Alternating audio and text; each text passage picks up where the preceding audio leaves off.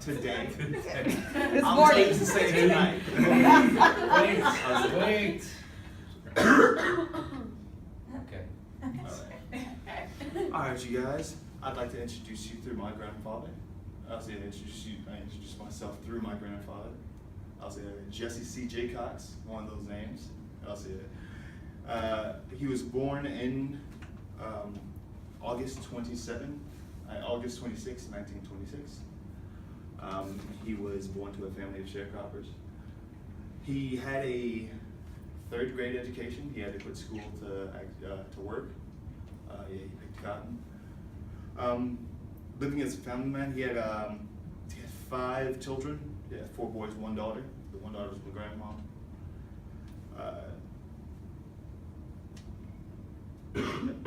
My grandma. That's mainly who I learned most of who my grandfather was, because I visited annually, but it wasn't really like much I saw of him. It was just a hi at the beginning, and then I'd go off to play with my cousins. He pretty much taught me a whole lot, and a few very valuable lessons before he passed. I was 13 when he passed. He was pretty important in my life. Most of his sons served in the military. And then the few that didn't actually went on to education. My great uncle, Baba, he was a high school teacher, a high school principal, and then he was a professor at a college. He really stressed, mainly because he hadn't really finished his 3rd grade, that all of his children and all of his grandchildren were like very focused in education, and that's one of the reasons why I'd like to pursue education further.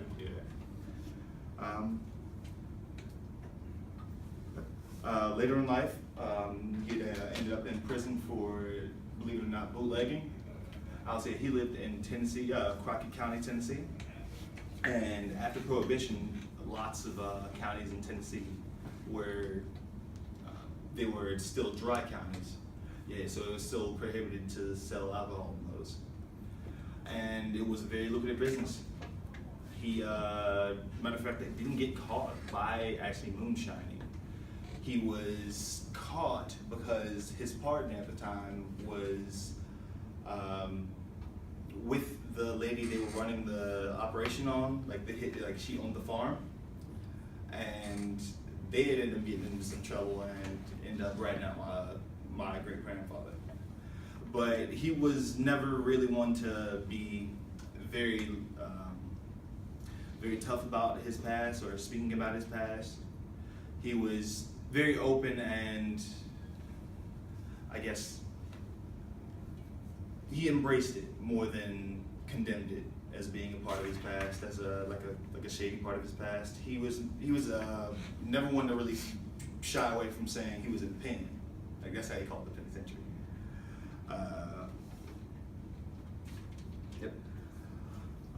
Even though others viewed this as a setback, he never did. Life as a great grandfather.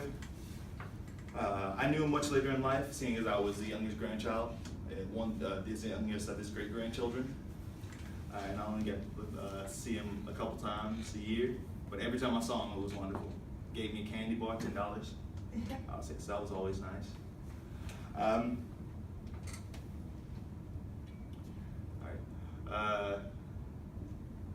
He was speak very little towards the end, so it's not much that I've gathered from him directly. But he was a kind man. He was always very outspoken, even towards his old age. He would always have a couple sayings.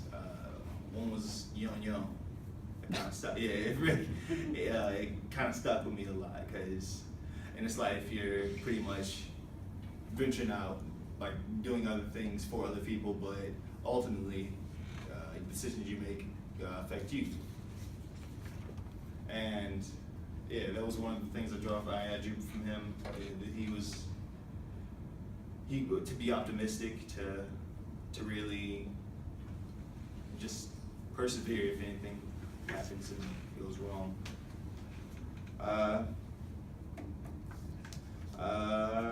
And he also used to say, it was pretty funny.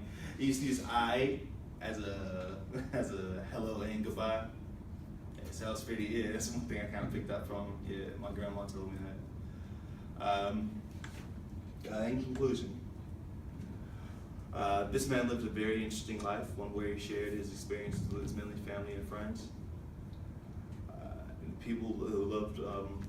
And he had really much to regret. And as he got older, he had very little regrets. So even though he's been through so much, he still had a positive outlook about it. And I hope that you all are inspired by this story and by his outlook to create an interesting story of your own.